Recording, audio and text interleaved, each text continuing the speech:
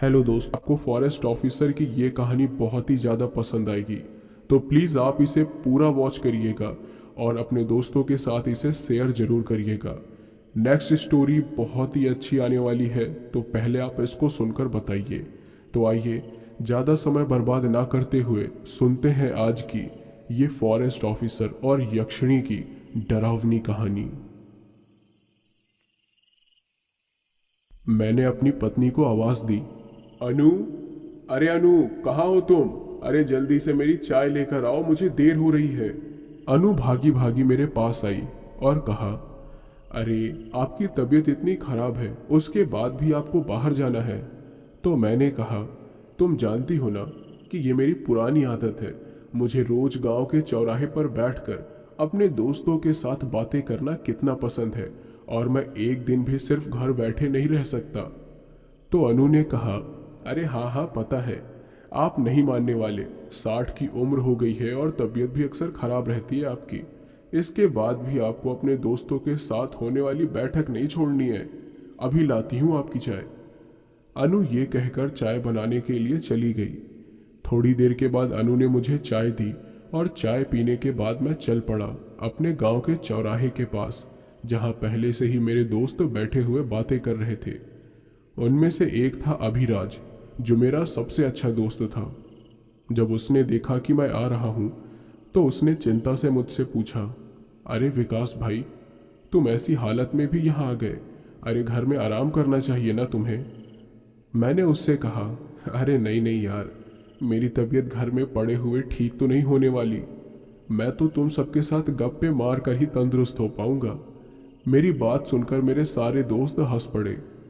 कुछ देर इधर उधर की बातें करने के बाद अचानक अभिराज ने कहा, अरे दोस्तों, हम सब इतने समय से यहाँ बैठकर गपशप करते हैं, लेकिन कभी भी हमने अपनी जवानी के दिनों के बारे में बातें नहीं की। क्यों ना आज कुछ पुरानी यादें ताज़ी कर ली जाएं। तुम सबके साथ कभी ना कभी कोई ऐसी घटना तो घटी ही होगी जिसे आप लोग कभी नहीं भूल सकते। क्या कोई है ऐसा जो सबके साथ कोई ऐसी घटना साझा करे? जैसे ही उसने वो बात कही, मुझे वो रात याद आई जिसे मैं मरते दम तक नहीं भूल सकता था।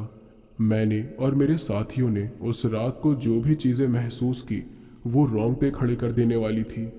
तो मैंने कहा, मैं उस घटना को याद तो नहीं करना चाहता, लेकिन आज तुम्हें मैं एक ऐसी घटना के बारे में बताऊंगा जो मेरे साथ आज से 25 साल पहले घटी थी। वो रोंगटे खड़े कर देने वाली घटना है। सब लोग थोड़े हैरान हो गए। अभिराज के साथ मेरा दोस्त सुनील बैठा था। उसने पूछा, ऐसा क्या हुआ था भाई तुम्हारे साथ, जरा हम भी तो सुने। तो मैंने कहा, ये बात मेरे अलावा सिर्फ 3 लोगों को पता है। अपनी पत्नी से भी मैंने कभी भी उस घटना का जिक्र नहीं किया। आप सब तो ये जानते ही हैं कि आज से 25 साल पहले मैं फॉरेस्ट डिपार्टमेंट में काम किया करता था। सबने हाँ में सर हिलाया। तो मैंने कहा, ये घटना उसी समय की है। मैं उड़ीसा में रहा करता था और तब मेरी शादी भी नहीं हुई थी। उड़ीसा में एक छोटा सा गांव था बारगढ़। उस गांव में एक जंगल था जहां पर कई अजीबोगरीब घटनाएं अक्सर घटा करती थी। ऐसा भी कहा जाता था कि उस जंगल को किसी औरत का अभिशाप लगा हुआ था, जिसकी वजह से उस जंगल में अजीबोगरीब घटनाएं हुआ करती थी। कोई भी उस जंगल में जाना नहीं चाहता था, क्योंकि वो जंगल इतना भयानक था कि दिन में भी वहां जाने से इंसान के रोंगटे खड़े हो जाएं। अब जरा सोचो कि ऐसे खतरनाक जंगल में अगर कोई रात को चला जाए तो क्या होगा। कुछ बहुत भयानक, जिसके बारे में आप सब कल्पना भी नहीं कर सकते। अभिराज ने कहा, अरे ऐसा क्या हुआ था भाई तुम्हारे साथ? तो मैंने कहा, दरअसल मैं फॉरेस्ट डिपार्टमेंट में काम करता था और मेरे साथ मेरे 3 और साथी थे, गगन, अन्वित और रूहान। हम चारों को ही एक फिक्स टाइम के बाद जंगलों की जांच करने के लिए जाना पड़ता था, ताकि कोई फॉरेस्ट डिपार्टमेंट के अंडर आने वाले जंगलों में कोई इलीगल काम ना कर रहा हो। हम चारों का काम ही जंगलों में इधर उधर घूमते हुए वहां होने वाली हरकतों पर नजर रखना था। 5 सालों से हमें इस काम का अनुभव था, लेकिन बारगढ़ के जंगल में हमें जो अनुभव मिला वो चौंका देने वाला था। हुआ यूं कि एक दिन मेरे पास फॉरेस्ट डिपार्टमेंट के हेड का कॉल आया और उसने कहा, विकास, सुनने में आ रहा है कि कुछ लोग बारगढ़ के जंगल में इलीगल पेड़ों की कटाई करने के लिए वहां जाने की कोशिश कर रहे हैं। तुम्हें अपने टीम के मेंबर्स के साथ वहां जाकर चेक करना होगा। तो मैंने कहा ठीक है सर, लेकिन कब जाना होगा? तो मेरे हेड ने कहा जितनी जल्दी हो सके निकल जाओ, लेकिन संभल के जाना, क्योंकि उस जंगल के बारे में काफ़ी बातें फैली हुई हैं। तुमने तो सुना ही होगा। तो मैंने कहा हाँ सुनी है, लेकिन मुझे उन बातों पर यकीन नहीं है सर। आप चिंता मत कीजिए, हम कल सुबह होते ही बारगढ़ के लिए निकल जाएंगे। इतना कहकर मैंने फ़ोन कट कर दिया और अपने तीनों साथियों को उनके अगले ट्रिप के बारे में बताया। तब रूहान ने कहा, अरे यार, फिर से जंगल में भटकना पड़ेगा। पता नहीं कब एक दिन की छुट्टी नसीब होगी। जब देखो तब जंगल में भटकने का काम देते रहते हैं सर हमें। तो मैंने कहा, अरे फॉरेस्ट डिपार्टमेंट की ड्यूटी है कि फॉरेस्ट को सेफ रखा जाए। तो गगन ने कहा, भाई तेरी बात तो सही है यार, लेकिन यार 1 साल हो गए, हमें एक दिन की छुट्टी भी नहीं मिली। जब देखो कोई ना कोई काम में लगा ही देते हैं। खैर क्या ही कर सकते हैं यार। लेकिन मैं सोच रहा था कि बारगढ़ के जंगल के बारे में जो बातें फैली हुई हैं वो सच हुई तो। मैंने सुना है वहाँ से 5 साल पहले किसी औरत के रोने की आवाज़ आती थी और शायद बहुत लोग वहाँ से गायब भी हुए थे। तो मैंने कहा, कैसी बात कर रहे हो यार, ऐसा भी होता है क्या? मुझे तो लगता है कि ये सब इलीगली पेड़ काटने वालों की चाल है, ताकि वो लोग आराम से पेड़ काटते रहें और कोई उस जंगल में जाए ही ना, ताकि वो लोग पकड़े ना जाए। तो मेरे दूसरे साथी अवनीत ने कहा, शक तो मुझे भी है, वहां जाकर पता लगा ही लेंगे कि माजरा क्या है। चलो तैयारी कर लो। इतना कहकर मैं और बाकी सब तैयारी में लग गए और अगले दिन सुबह होते ही सब लोग बारगढ़ के लिए निकल गए। बारगढ़ एक बहुत छोटा सा गांव था, जहां ज़्यादा से ज़्यादा 15-20 परिवार ही रहते होंगे। उस एरिया में जंगल का एरिया बहुत बड़ा था और सब आलोक और उसके साथियों को उसी एरिया की जांच करनी थी। बारगढ़ पहुंचते पहुंचते सबको दोपहर हो गई थी। जंगल के अंदर जाने वाले रास्ते के सामने हम सभी रुके और कार से बाहर निकले। तो मैंने कहा, पहुंच ही गए आखिर हम, चलो सारा सामान निकालो, उसके बाद हमें जल्दी से जांच पड़ताल भी करनी होगी। तो गगन ने पूछा, यार इतना बड़ा जंगल है, पता नहीं कितने दिन लग जाएंगे हमें यहाँ। तो मैंने कहा, चिंता मत करो, जंगल के बीचों बीच एक ताड़ का पेड़ है, जहाँ पर एक छोटा सा लकड़ी का कॉटेज है, हम रात को वहाँ ठहर सकते हैं। तो रूहान ने कहा, तब तो ठीक है भाई, कम से कम रात को जंगल की जमीन पर तो नहीं सोना पड़ेगा। इसके बाद हम सब लोग जंगल में चले गए। जंगल में जाते समय हम चारों साथी आसपास के एरिए को अच्छी तरह से जांच कर रहे थे। तो अन्वित ने कहा, यार ये जंगल कितना भयानक है, जरा देखो तो, बड़ी अजीब सी वाइब आ रही है यहाँ से, मुझे बिल्कुल अच्छा नहीं लग रहा है यहाँ। मैंने कहा, तुझे भी ऐसा लग रहा है? अरे मुझे लगा कि सिर्फ मैं ही ऐसा महसूस कर रहा हूँ। अरे पूरा जंगल ही अजीब लग रहा है यार। सबको वहाँ पर कुछ अजीब सी बेचैनी हो रही थी, लेकिन किसी को इसकी वजह समझ नहीं आ रही थी। दोपहर का समय था, लेकिन उस समय भी जंगल में बहुत कम रोशनी आ रही थी, क्योंकि पेड़ काफ़ी ऊंचे ऊंचे थे। इस वजह से जंगल में ऐसा लग रहा था मानो रात होने वाली है। हम चारों लोग अच्छे से जंगल की जांच पड़ताल कर रहे थे और कॉटेज में पहुंचने के लिए आगे बढ़े जा रहे थे, लेकिन जल्द ही शाम हो गई और उस वजह से जंगल में रोशनी ना के बराबर थी, यानी ऐसा लग रहा था जैसे रात हो गई हो।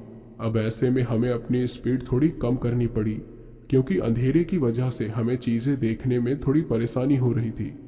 इस तरह के काम सब पहले भी कर चुके थे, इसलिए हमें डर भी नहीं लग रहा था। हम लोगों ने अपने हाथों में टॉर्च पकड़ी हुई थी और सब साथ में चल रहे थे। बारगढ़ का वो जंगल बहुत बड़े एरिया में फैला हुआ था, इसलिए उसके बीचों बीच पहुंचने में हमें काफ़ी समय लग रहा था। कुछ देर तक तो सब कुछ ठीक था, लेकिन हाँ, जंगल से कुछ जंगली जानवरों की आवाज़ें भी आ रही थी, लेकिन ये आम बात थी और मेरे साथियों के पास बंदूकें भी थी जानवरों से बचने के लिए। सब लोग बड़ी सावधानी से आगे बढ़ रहे थे, लेकिन उससे थोड़ा आगे जाने के बाद ही हमारे साथ कुछ अजीब चीज़ें होनी शुरू हो गई। अभिराज ने पूछा, कैसी अजीब चीज़ें?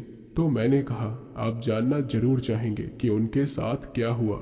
दरअसल हमारे साथ जो कुछ भी उस जंगल में हुआ, वो सब कुछ गगन की अनजाने में की गई गलती की वजह से हुआ। बात ऐसी है कि चलते चलते हम लोग एक ताड़ के पेड़ के पास पहुंच गए। वो पेड़ काफी ऊंचा था और सबने देखा कि उस पेड़ पर लाल धागे बंधे हुए थे। हमें ये देखकर काफी अजीब लगा, क्योंकि हमें पहला ऐसा पेड़ मिला था जिसे देखकर सबसे ज्यादा बेचैनी सी हो रही थी। तो रूहान ने उसे देखकर कहा, ये लो, लगता है कि यहाँ आसपास के लोग पूजा पाठ करने भी आते हैं। बड़े अजीब लोग हैं। तो गगन ने कहा, पूजा पाठ करने के लिए जंगल के बीचों बीच कौन आता है यार, वो भी एक पेड़ की पूजा करने के लिए। गांव के लोग ना सच में अंधविश्वासी होते हैं यार। ये बोलकर गगन ने उस पेड़ पर बंधा हुआ लाल धागा तोड़ दिया। और उस रात जो भी हमारे साथ हुआ वो उस एक गलती के कारण ही हुआ, क्योंकि जंगल में जो भी घटनाएं घटती थी उसका गहरा राज उस ताड़ के ऊंचे पेड़ से ही जुड़ा हुआ था। हम सब लोग वहां से आगे तो बढ़ गए थे, लेकिन अपने पीछे अपनी बर्बादी का कारण छोड़ गए थे।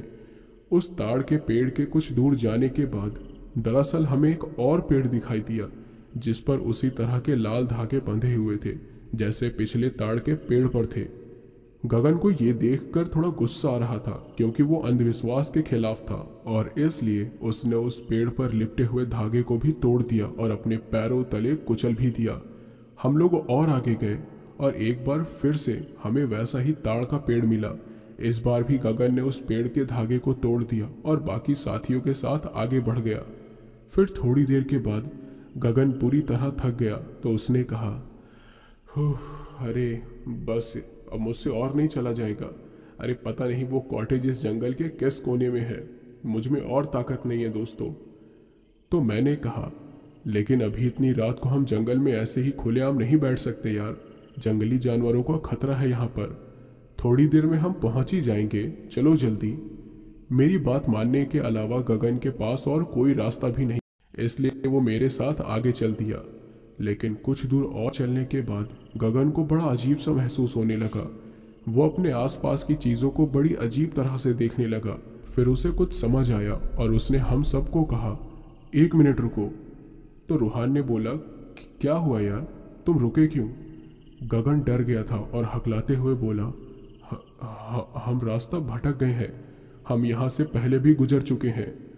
मैंने और बाकी सबने अपने आसपास देखा और हम लोग भी ये देखकर हैरान हो गए। अन्वित ने कहा, अरे हाँ, हमने तो ये नोटिस ही नहीं किया, हम सच में रास्ता भटक गए। रूहान ने कहा, लेकिन हो सकता है कि जंगल में ऐसी ही कई जगहें हो तो मैंने कहा, नहीं, गगन सही कह रहा है। वो देखो, यहाँ पर भी वो ताड़ का पेड़ है जो पीछे मिला था और इस पर कोई लाल धागा भी नहीं है, क्योंकि गगन ने इसे तोड़कर कुचल दिया था। गगन ने टॉर्च के जरिए उस धागे को ढूंढने की कोशिश की और सच में उसे वो धागा मिल भी गया, यानी हम लोग उस जंगल से पहले भी गुजर चुके थे। तो गगन ने कहा, अब क्या करें, कोई मैप भी नहीं है हमारे पास और ना ही इस जंगल का कोई आइडिया है, कैसे निकलेंगे अब हम यहाँ से? तो मैंने कहा, चिंता मत करो, कुछ कर ही लेंगे, चलो रास्ता ढूंढते हैं। हम सब लोग वापस से उस जगह से आगे बढ़ गए और सही रास्ता ढूंढने लगे। लेकिन चौंका देने वाली बात यही हुई कि हम लोग जिस भी रास्ते को चुनते वो रास्ता हमें वापस से उसी जगह पर ले आता जहां से हम गुजर चुके थे। गगन फिर हार मानकर ताड़ के पेड़ के नीचे बैठ गया। उसने कहा, पता नहीं क्या हो रहा है, बार बार इसी जगह पर क्यों पहुंच जा रहे हैं यार हम, मुझसे अभी और नहीं चला जाएगा। बाकी सब लोग भी चल चलकर थक चुके थे, इसलिए अब किसी में भी एक कदम आगे बढ़ने की ताकत नहीं थी।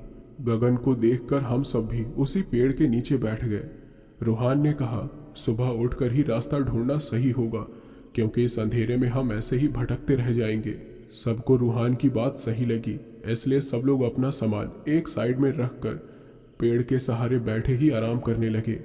तो मैंने कहा, हम लोगों में से एक को जागते रहना होगा ताकि कोई जानवर पास आए तो वो सबको खबर कर सके, इसलिए हम बारी बारी से जागेंगे।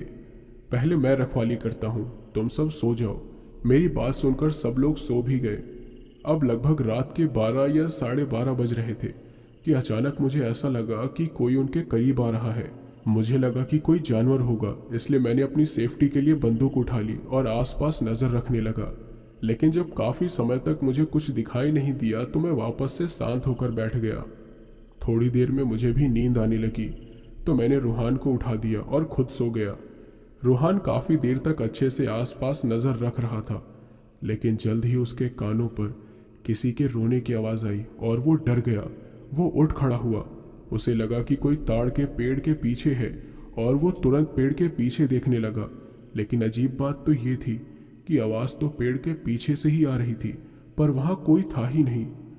रोहान ने सोचा, ये रोने की आवाज़ किसकी है? यहाँ पर कौन हो सकता है? आवाज़ तो किसी औरत की है, लेकिन इतने घने और डरावने जंगल में कोई औरत क्या कर रही होगी? वो इस बारे में सोच ही रहा था कि अचानक उसके कंधे पर मैंने हाथ रखा और रूहान डर के मारे चीख पड़ा। तो मैंने कहा, अरे क्या हुआ यार, चिल्ला क्यों रहे हो? अरे मैं हूँ। तो रूहान ने कहा, तुम उठ क्यों गए? तो मैंने कहा, वो मुझे किसी के रोने की आवाज़ आई। तुम्हें सुनाई दे रही है क्या? रूहान की आंखें खुली की खुली रह गई। ये उसका कोई वहम नहीं था, ये सच था। रूहान ने कहा, तुम्हें भी सुनाई दे रही है? मैं भी वही देख रहा था कि कौन है यहाँ। तभी अचानक से मैंने पेड़ के पीछे से एक चेहरे को झांकते हुए देखा और उसे अचानक देखकर मैं डर गया। मैंने रूहान से कहा, वो देखो, वहाँ कोई है। मेरा डरा हुआ चेहरा देखकर रूहान तुरंत पीछे मुड़ा, लेकिन उसके पीछे मुड़ने से पहले ही पेड़ के पीछे झांकता हुआ चेहरा गायब हो गया। रूहान ने पूछा, कौन था यार? मैंने तो किसी को नहीं देखा। मैं जल्दी से पेड़ के पीछे गया, लेकिन उसे वहाँ पर कोई नहीं दिखा और ना ही मैंने वहाँ से किसी को भागते हुए देखा। तो मैंने सोचा, ऐसे कैसे कोई अचानक गायब हो सकता है? लगता है मेरी आंखों का धोखा था। रूहान ने नोटिस किया कि रोने की आवाज़ भी गायब हो गई है। फिर मुझे ऐसा महसूस हुआ कि हमें कोई देख रहा है, इसलिए मैं अपनी बंदूक पकड़कर आसपास की जांच करने के लिए निकल गया और रूहान को वहीं बाकी साथियों की रखवाली के लिए छोड़ गया, जो अभी भी सो रहे थे। मैं उस जगह से ज़्यादा दूर नहीं गया था, पर रूहान की नज़र से दूर था। जब मुझे लगा कि वहाँ कोई नहीं है तो मैं वापस आने के लिए मुड़ गया, पर उसी वक्त मेरी नज़र एक औरत पर गई। वो मेरी ओर पीठ करके खड़ी हुई थी। उसके कंधे हिल रहे थे जैसे कि वो रो रही हो। मैं उसे वहाँ देखकर हैरान हो गया। मैंने उसका चेहरा देखने की कोशिश की, लेकिन देख नहीं पाया। उस औरत के लंबे बाल थे जो कि उसके कमर के नीचे तक आ रहे थे। मैं उसके पास जाने लगा, लेकिन फिर देखा कि जैसे ही मैं एक कदम आगे बढ़ाता, वो औरत भी एक कदम आगे बढ़ जाती। मैं उसकी तरफ बढ़ता गया और वो औरत भी पता नहीं कौन सी दिशा में आगे बढ़ने लगी। कुछ देर के बाद हम दोनों ही एक बहते हुए नाले के पास पहुंच गए। वो औरत ठीक उस नाले के पास जाकर बैठ गई।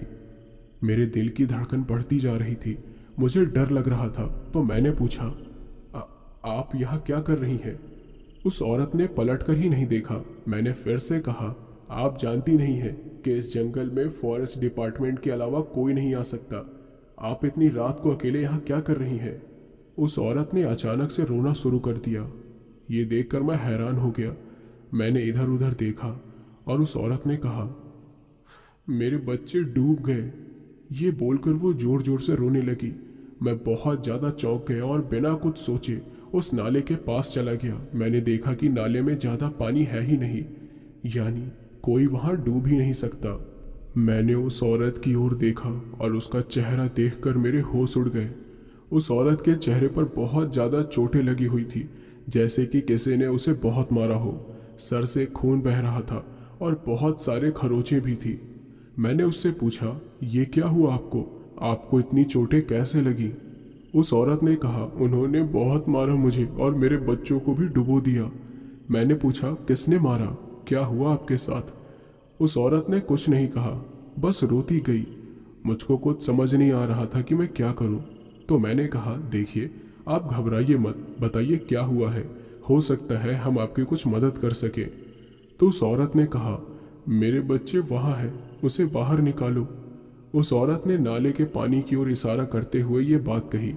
मैंने बोला, देखिए, यहाँ कोई नहीं है। उस औरत ने कहा, वो यहीं पर है, मुझे पुकार रहे हैं, देखो उन्हें, बाहर निकालो प्लीज़। मुझे लगा कि वो औरत पागल हो गई है और शायद उसे किसी बात का सदमा लगा हो। तो मैंने कहा, आपको गलत फहमी हो रही है, देखिए वहाँ पर कोई नहीं है। आपको इतनी रात को इस जंगल में नहीं आना चाहिए था। कहाँ से आई हैं आप? उस औरत ने कहा, पिछले 5 साल से मैं यहीं कैद थी, तुम लोगों ने मुझे आज़ाद कर दिया। मुझे कुछ समझ नहीं आया। उस औरत ने फिर एक चौंका देने वाली बात कही। उसने कहा, मुझे भूख लगी है, मैं सालों से भूखी हूँ, मुझे खून चाहिए। मैंने जब ये बात सुनी तो मैं सहम गया और कहा, खून? खून क्यों चाहिए? उस औरत ने कहा, मुझे भूख लगी है, मैं प्यासी हूँ, मुझे खून चाहिए। मुझको यकीन हो गया था कि वो औरत सच में ही पागल है, इसलिए मैंने कहा, अजीब पागलपन है, चलिए जाइए यहाँ से। उस औरत ने फिर से कहा, मुझे प्यास लगी है, मुझे खून चाहिए। ये बोलकर वो औरत मेरी ओर मुड़ी और गुस्से भरी आंखों से देखने लगी। उसने बोला, 5 साल से खून पीने के लिए तड़प रही हूँ मैं। उन लोगों ने मुझे यहाँ कैद कर रखा था, लेकिन अब तुमने मुझे वापस से आज़ाद कर दिया। मैं डर के एक कदम पीछे हट गया और उससे पूछा, बोलना क्या चाहती हैं आप? आपकी दिमागी हालत ठीक नहीं है क्या? कहाँ से आई हैं आप? यहाँ से बाहर जाने का रास्ता कहाँ है? मुझे बताइए, मैं आपको आपके घर छोड़कर आऊँगा। फिर वो औरत वापस से रोने लगी और कहा, मुझे मेरे घर से निकाल दिया उन लोगों ने और मेरे बच्चों को भी डुबा दिया। मुझे एक भी बात समझ नहीं आ रही थी, सारी बात मेरे सर के ऊपर से जा रही थी। तो मैंने कहा, देखिए, अगर आपके साथ कोई बुरा सलूक हुआ है तो आप मुझे बताइए, हम कानून का सहारा लेकर आपको इंसाफ दिलाएंगे। कानून का नाम सुनते ही उसे पता नहीं क्या हुआ, उस औरत ने अचानक मुझे एक जोरदार तमाचा मार दिया और मेरी गर्दन पकड़कर कहा, कानून? तेरा कानून मुझे इंसाफ दिलाएगा? अरे तेरा कानून सिर्फ पैसे का भूखा है।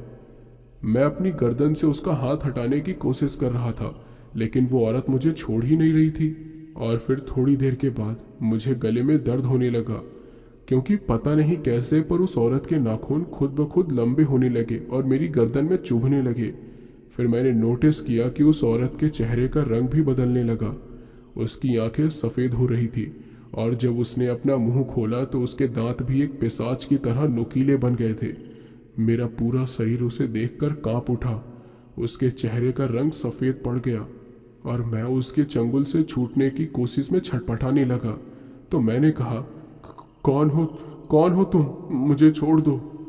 उस औरत ने कहा, यक्षिणी, यक्षिणी हूं मैं। ये बोलकर उस यक्षिणी ने अपने दांत मेरे गर्दन में घुसा दिए और मेरा खून चूसने लगी। मैं बहुत जोर से चीख पड़ा और मेरी बंदूक भी हाथ से छूटकर गिर गई। मेरी आवाज़ सुनकर शायद मेरे साथी भी उठ गए जो दूसरी तरफ सो रहे थे। अन्वित ने रूहान और गगन से पूछा, ये चीख तो विकास की थी ना, कहाँ है वो? तो रूहान ने उसे बताया कि मैं आसपास की जगह चेक करने गया हुआ था। गगन ने उससे चिल्लाते हुए कहा, अरे उसे अकेले क्यों जाने दिया तुमने? चलो जल्दी देखते हैं, कहीं किसी जंगली जानवर ने हमला तो नहीं कर दिया उसके ऊपर। फिर मेरे तीनों साथी मुझे ढूंढने के लिए निकल पड़े। वहीं दूसरी तरफ मैं दर्द से तड़प रहा था। मैंने उस यक्षिणी को दूर हटाने की पूरी कोशिश की, लेकिन यक्षिणी मेरा खून पीने में मगन थी और मुझे छोड़ ही नहीं रही थी। मैं जमीन पर गिर पड़ा और यक्षिणी मेरा खून चूसती गई। तभी मैंने जमीन पर अपने हाथ पैर मारे और अपनी बंदूक को पकड़ने की कोशिश की, जिससे मैं यक्षिणी को मार सकूं। मेरी बंदूक मेरे पहुंच से बाहर थी, लेकिन किसी तरह मैंने अपनी बंदूक पकड़ ही ली और उससे यक्षिणी को शूट किया। जैसे ही मैंने यक्षिणी पर 3-4 गोलियां चलाई, यक्षिणी पता नहीं कहाँ गायब हो गई और इस तरह उस समय मैंने अपनी जान बचा ली। मुझे ऐसा लग रहा था जैसे कि यक्षिणी ने मेरे शरीर का सारा खून चूस लिया है। मेरी गर्दन में भयंकर दर्द हो रहा था और आंखों के आगे बेहोशी छाने लगी थी और फिर तुरंत मैं बेहोश हो गया। मेरे साथी मुझे हर जगह तलाश रहे थे, लेकिन उन्हें मेरा कुछ पता नहीं चल पा रहा था। उस अंधेरे जंगल में सब लोग इधर उधर जाकर मुझे ढूंढ रहे थे। तभी अन्वित के हाथ से उसका टॉर्च गिर गया और टूट गया। अन्वित को फिर कुछ दिखाई नहीं दे रहा था। उसके बाद उसने गगन और रूहान को आवाज़ दी तो पता चला कि वो लोग भी उससे अलग हो गए थे। अब अन्वित अंधेरे में ही सबको ढूंढने लगा। दूसरी तरफ गगन और रूहान मुझे ढूंढते हुए उस जगह पहुंच गए जहां मैं बेहोश पड़ा हुआ था। मुझे देखकर दोनों के होश उड़ गए। दोनों फिर मेरे पास आए और देखा कि मेरी गर्दन में किसी के दांतों के निशान हैं, जहां से काफ़ी खून बह रहा है और जहां पर दांतों के निशान थे वो पूरी जगह काली पड़ गई थी। तो रूहान ने कहा, इसे सच में किसी जंगली जानवर ने काटा है। तो गगन ने कहा, लेकिन ऐसा कौन काटता है यार, मुझे लग रहा है किसी जहरीले सांप ने काट लिया इसे। तो रूहान ने बोला, अरे भाई, सांप के काटने पर गर्दन में इतने बड़े गड्ढे नहीं होते हैं, जरा देखो, ऐसा लग रहा है कि किसी जंगली जानवर ने अपने दांत ही घुसा दिए हो। अब क्या करें हम? तो गगन ने कहा, इसे जल्दी से हॉस्पिटल ले जाना होगा यार, अगर शरीर में जहर फैल गया तो मुझे नहीं लगता कि ये रात भर सरवाइव कर पाएगा, लेकिन इस वक्त कैसे लेकर जाएंगे इसे जंगल के बाहर? तो रूहान ने बोला, हमें अभी इसी वक्त हेल्प टीम बुलानी होगी, चलो जल्दी, हेड ऑफिस से कांटेक्ट करना होगा हमें। उसके बाद वो दोनों मुझे वापस से ताड़ के पेड़ के पास ले जाने लगे। तभी अचानक उन्हें ख्याल आया कि अन्वित भी वहाँ पर नहीं है। तो रूहान ने कहा, अरे अब ये अन्वित कहाँ गया? एक के बाद एक मुसीबत आती जा रही है, अब उसे कहाँ ढूंढे? तो रूहान ने कहा, तुम इसे लेकर जाओ, मैं अन्वित को देख लेता हूँ। गगन मुझे लेकर उस पेड़ की तरफ चल दिया और रूहान अन्वित को ढूंढने लगा। अन्वित उस समय हम सबको ढूंढ रहा था और ढूंढते ढूंढते वो भी उस नाले के पास पहुंच गया। अन्वित ने सोचा, बड़ी प्यास लगी है और मेरा सारा सामान तो उस जगह पर है, कहीं यहाँ का पानी पीकर बीमार न पड़ जाऊं, लेकिन गला भी सूख रहा है, एक घूंट पीने में क्या ही बुराई है। ये सोचकर वो नाले के पास चला गया और पानी पीने ही वाला था कि उसे पीछे से आवाज आती है, जो यक्षिणी की थी। अन्वित ने पीछे मुड़कर देखा कि खून से लथपथ एक औरत उसके सामने खड़ी है और वो रो रही है। अन्वित उसे अचानक अपने सामने देखकर डर गया था। तो अन्वित ने पूछा, कौन हो तुम और तुम्हारी ये हालत किसने की? उस औरत ने कहा, वो मेरे बच्चे डूब गए, उन्हें बाहर निकालो। अन्वित ने पूछा, कहाँ डूब गए? यक्षिणी ने पानी की ओर इशारा किया और अन्वित ने पानी में देखने की कोशिश की। उसने यक्षिणी की ओर देखे बिना ही कहा, यहाँ कोई नहीं है, अगर तुम्हारे बच्चे इसमें गिर गए हैं तो अब तक तो मर चुके होंगे। लेकिन ये बात सुनकर यक्षिणी के चेहरे का रंग बदल गया और वो गुस्से में तमतमा गई। उसकी परछाई अचानक से उस पानी में दिखने लगी, जो कि अंधेरे में दिखना नामुमकिन थी, और उसकी बिल्कुल क्लियर और डरावनी परछाई देखकर अन्वित की आंखें खुली की खुली रह गई। फिर जैसे ही वो वापस से पीछे मुड़ा, यक्षिणी वहां से गायब हो गई। अन्वित के पास कुछ शब्द ही नहीं थे कहने के लिए। उस समय उसकी जो हालत हुई वो उसे बयान भी नहीं कर पा रहा था। फिर उसने वापस से पानी की ओर देखा और ये देखकर उसके होश उड़ गए कि यक्षिणी अभी भी वहां पर खड़ी हुई दिखाई दे रही है। इससे पहले कि अन्वित कुछ बोल पाता, अचानक से नाले के पानी से एक लंबा हाथ बाहर आया और उसके सिर को पकड़कर पानी के अंदर खींचने लगा। अन्वित छटपटा रहा था, पानी से निकलने की कोशिश कर रहा था, लेकिन उसका कोई फायदा नहीं हुआ। उसकी बंदूक भी उसने किनारे पर रख दी थी और वो अपनी बंदूक भी नहीं ले पा रहा था। उसकी सांसें भर गई थी और शायद वो 10 सेकंड और पानी के अंदर होता तो उसकी जान चली ही जाती, लेकिन उसकी मौत उस रात नहीं लिखी थी। इसलिए समय पर वहां रूहान आ गया और उसने अन्वित को मौत से लड़ते हुए देख लिया। रूहान ने बिना समय गंवाए अन्वित का पैर पकड़कर खींचा। अन्वित का चेहरा पूरी तरह से घायल हो गया था, हर जगह खरोच लगी हुई थी। वो तो भगवान का शुक्र है कि वो बच गया। वो हाँफ रहा था और रूहान उसे संभाल रहा था। वहीं दूसरी तरफ मेरी हालत बिगड़ रही थी। गगन मुझे उस पेड़ के नीचे वापस लेकर गया और जल्दी से हेड ऑफिस से कांटेक्ट करने की कोशिश की, पर नेटवर्क प्रॉब्लम की वजह से उनसे कांटेक्ट नहीं हो पाया। गगन बार बार उनसे कांटेक्ट करने की कोशिश कर रहा था। फिर थोड़ी ही देर में रूहान भी अन्वित को लेकर वहां पर आ गया। उस स्थिति को देखते हुए गगन ने पहले मेरी चोट पर पट्टी बांधी ताकि खून रुक सके। अन्वित ने गगन और रूहान को वहां पर बैठकर वो सारी बातें बताई जो उसके साथ हुई थी। सब लोग बेहद डर गए थे। उसकी बातें सुनकर उन्हें भी ये समझ आ गया कि मेरी हालत भी उसी यक्षिणी की वजह से हुई थी। जल्द ही लाख कोशिश करने के बाद हेड ऑफिस से कांटेक्ट हो गया और रूहान ने उन्हें सारी बातें बताकर मदद मांगने की कोशिश की। तो हेड ने कहा, इतनी जल्दी तुम लोगों तक मेडिकल हेल्प नहीं पहुंच पाएगी, मैं गांव के लोगों से बात करके देखता हूं। अब वो लोग ही तुम्हारी मदद कर सकते हैं, तब तक तुम लोग वहीं रहना जहां पर हो। तो रूहान ने बोला, तब तक तो विकास की हालत और भी ज़्यादा खराब हो सकती है, हमें खुद जंगल से बाहर निकलने की कोशिश करनी पड़ेगी। इसके बाद रूहान मुझे और गगन अन्वित को लेकर जंगल से बाहर जाने लगा। जंगल के बाहर जाते समय उन लोगों को फिर से यक्षिणी की रोने की आवाज़ आने लगी। वो लोग बहुत डरे हुए थे और जल्दी जल्दी जंगल से बाहर जाने लगे। बीच में उन्हें ऐसा भी महसूस हुआ कि कोई उनका पीछा कर रहा है, लेकिन उन्होंने पीछे मुड़कर नहीं देखा और चलते रहे। इसके बाद अचानक से उनके सामने वो यक्षिणी आ गई। वो रोते हुए कहने लगी, मत जाओ, मेरे बच्चे डूब गए हैं, उन्हें बाहर निकाल दो, उन्हें बचाओ। रूहान, गगन और अन्वित उसे देखकर थरथरा उठे। वो हवा में उड़ रही थी और लगातार अपने बच्चों को बचाने वाली बात कह रही थी। रूहान ने कहा, चलो जल्दी, उसकी बातों पर ध्यान मत दो। उसकी बात सुनकर सब लोग जल्दी जल्दी चलने लगे। मैं तो बेहोश था, इसलिए वो लोग ही मुझे अपने कंधे के सहारे लेकर जा रहे थे। फिर करीब 2 घंटे लगे हमें उस जंगल से बाहर निकलने में। जंगल के बाहर निकलने के बाद भी वो आवाज़ आ रही थी। इसके बाद वो लोग मुझे बारगढ़ लेकर गए, जहाँ एक वैद्य ने मेरा इलाज किया। मुझे 2 दिन तक होश नहीं आया था, और जब मुझे होश आया तो मैंने अपने आप को उसी वैद्य के घर में पड़े हुए पाया। होश आने के बाद मुझे रूहान, अन्वित और गगन ने बताया कि उस जंगल में उनके साथ क्या क्या हुआ और कैसे हम बाहर आए। लेकिन मेरे मन में ये सवाल उठ रहा था कि वो यक्षिणी कौन थी और वो वहाँ कैसे आई और उसकी वैसी हालत कैसे हुई। तो मैंने ये सवाल वैद्य से पूछा। तब वैद्य ने हमें उस यक्षिणी की कहानी बताई। वैद्य ने बताया वो यक्षिणी थी जिसका नाम सुषमा था। वो अपने पति और 2 बच्चों के साथ बारगढ़ में ही रहा करती थी।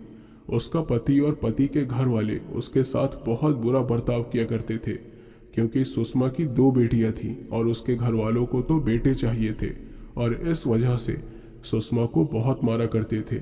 एक दिन उन लोगों ने सुषमा को इतना मारा कि वो दोनों बच्चों को लेकर जंगल की तरफ भाग गई, लेकिन उसके पति ने वहां भी उसका पीछा नहीं छोड़ा। उसके परिवार वालों ने उसके दोनों बच्चों को जंगल के नाले में डुबाकर मार डाला और उसके बाद सुषमा को भी मार डाला। तब से उसकी आत्मा यक्षिणी बनकर उस जंगल में भटक रही थी। वो कोई भूत प्रेत नहीं है, लेकिन उसकी हत्या बेरहमी से हुई, इसलिए वो यक्षिणी बन गई, और जो भी उस जंगल में जाता है उसका खून पीने के लिए वो उसे मार दिया करती थी। जो भी उस जंगल में जाता था वो उससे अपने बच्चों को बचाने के लिए कहती थी। बहुत लोग उसके हाथों मारे गए थे, और इस वजह से तंत्रों मंत्रों के जरिए उसे जंगल के उस हिस्से में कैद कर दिया गया था। वो ताड़ के पेड़ पर ही रहा करती थी, इसलिए जंगल के एक छोटे से हिस्से में उसे कैद करने के लिए ताड़ के पेड़ पर लाल धागे बांधे गए थे, जो कि अभिमंत्रित थे। जब उन धागों को तोड़ दिया गया तब वो उस जगह से आज़ाद हो गई और वापस से पूरे जंगल में भटकने लगी। मैंने अपने दोस्तों के चेहरे देखे, सबके होश उड़ गए थे उस घटना को सुनकर। तो अभिराज ने पूछा, तो क्या फिर उस यक्षिणी ने बारगढ़ को कुछ नहीं किया? तो मैंने कहा, नहीं, क्योंकि उसकी मौत उसी जंगल में हुई थी, इसलिए वो उस जंगल के बाहर नहीं आ सकती थी। मुझे नहीं पता कि उसके बाद उस यक्षिणी को वापस कैद किया गया या नहीं, क्योंकि जो घटना हमारे साथ घटी थी उसके बाद हमने बिना समय गंवाए वहां से निकल जाना ही सही समझा। मुझे लगता है कि वो उसी जंगल में अपने बच्चों के लिए तड़प रही होगी, या फिर उसे मोक्ष भी मिल गया होगा। एक वो दिन है और एक आज का दिन है। मैंने आज तक बारगढ़ की तरफ पलट कर नहीं देखा। मेरे दोस्त सुनील ने पूछा, मतलब आपने सच में एक चुड़ैल का सामना किया है? मुझे तो यकीन ही नहीं हो रहा है। तो मैंने कहा, दोस्त, ये बात है ही ऐसी कि इस पर विश्वास करना मुश्किल है, लेकिन मेरे साथ घटी हुई उस घटना ने मुझे तो ये मानने पर मजबूर कर दिया है कि भूत, प्रेत, पिशाच, यक्ष, यक्षिणी ये सचमुच होते हैं। पूरी कहानी सुनाते सुनाते कब रात के 8 बज गए पता ही नहीं चला। तो मैंने कहा, चलो दोस्तों, अब घर चलते हैं, अनु मेरे लिए परेशान हो रही होगी। इसके बाद बाकी सब लोग भी अपने अपने घर जाने के लिए निकल पड़े और मैं भी अपने घर आ गया। दोस्तों, अगर मैं सच कहूँ तो मुझे आज भी वो रात बहुत अच्छी तरह से याद है। यक्षिणी का वो डरावना चेहरा आज भी मैं भूल नहीं पाया हूँ, और मैं जानता हूँ कि वो रात मैं मरते दम तक नहीं भूल पाऊंगा। दोस्तों, आई होप आपको ये कहानी ज़रूर पसंद आई होगी। तो प्लीज़ यार, अपने भाई को सपोर्ट करो और जितना हो सके प्लीज़ इस वीडियो को शेयर करो, कमेंट करो। तो चलिए जल्द ही आपसे मिलते हैं एक और खौफनाक कहानी के साथ। तब तक के लिए गुड नाइट।